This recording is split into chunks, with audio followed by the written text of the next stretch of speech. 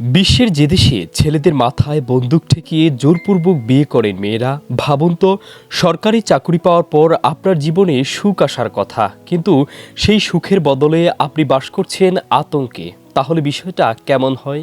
বিহারের যুবকদের জন্য এই ভয় আর বাস্তবতা জোরপূর্বক বিয়ে, যা পরিচিত পাকাদুয়া বিয়ে নামে। পাকাদুয়া বিয়ের ইতিহাস শুরু হয় 1970-এর দশকে। যৌতুক আর বেকারত্বের চাপ এমন পর্যায়ে পৌঁছায় যে কনেপক্ষের হাতে কোনো বিকল্প পথ থাকে না।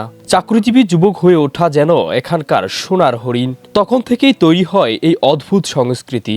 1980-র দশকে এটি সর্বোচ্চ পর্যায়ে পৌঁছায়। 2009 সালে এটির হার কিছুটা কমলেও সম্প্রতি এই জোরপূর্বক বিয়ে নতুন করে আবার আলোচনার কেন্দ্রবিন্দুতে।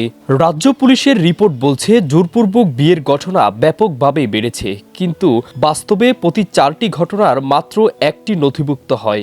এই অপরাধ চক্র এতটাই সুসংগঠিত যে তাদের আছে এই ধরনের জোরপূর্বক বিয়ে করার জন্য সেফ হাউস, আইনজীবী, এমনকি ফটোগ্রাফার। অপহরণের আগে চলে কয়েক সপ্তাহের পরিকল্পনা। বিহারের বেকারত্বের হার জাতীয় গড়ের চেয়ে বেশি। 15 থেকে 19 বছর বয়সী যুবকদের মধ্যে এটি 13.9%।